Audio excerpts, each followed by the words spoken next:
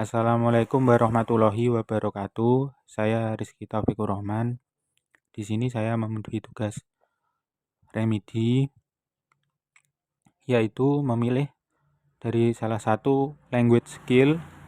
Saya memilih speaking dan menyebutkan metodenya, metode pembelajaran menggunakan speaking, dan menjelaskan apa saja jenis strategi pembelajaran.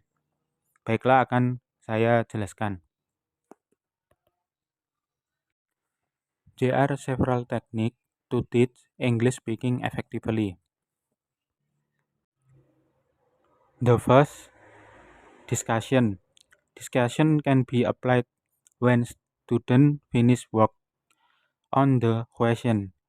Invite them to discuss the English problem they have been working on so that they get used to finding solution and conclusion. 2. Role play. Another way to improve speaking skill is to play role play. With this game, students will pretend to be people who face a social context. The teacher will provide information to students about the role play, and student will be faced with a problem. So student will make a conversation in the test that will be experienced. 3. Storytelling. This activity will get students to tell a story they have heard before. You can also create your own story to tell your classmates later. Storytelling requires a high level of creativity. And the last, story completion. All students are required to from circle to teacher will tell a fairy tale with truncated sentences. The task of the student is to complete the sentences with their idea, can add a character, role, and description.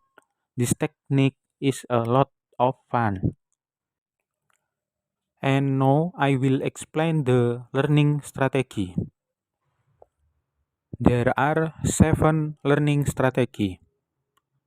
The first, expository learning strategy. Expository technique is a style of learning strategy carried out by a teacher by applying a direct introduction system to students. 2. Inquiry learning strategy. Inquiry learning strategy is a series of learning activities that emphasize students to think critically and seeking and finding answer to the question asked. 3. Problem-based learning strategy. In this strategy, the teacher role is to provide several cases in the form of problem that present to students. After that, students are required to find the root and main idea of the problem itself. 4. Improvement learning strategies. Thinking ability improvement learning strategy is a learning model that is based on the developing student thinking skill by analyzing facts or student experience as material of solve the problem obtained. 5. Cooperative learning strategy. Cooperative learning style is a group learning style, namely a series of teaching and learning activities by students carried out in group in order to achieve the formulated goals. 6. Contextual learning strategy. Contextual learning strategy is a learning activity that fully involves students in the teaching and learning process. In this type, students will get direct insight and experience to the material or topic being discussed. And the last, affective learning strategy.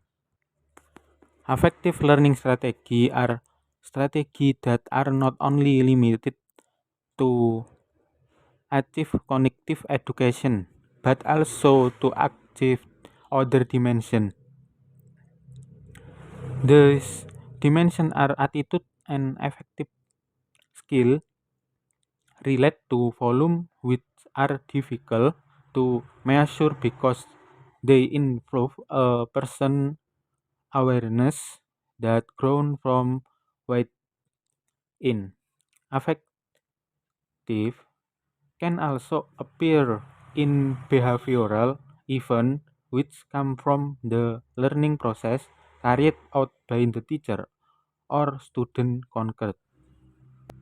Maybe enough explain for me, and thank you.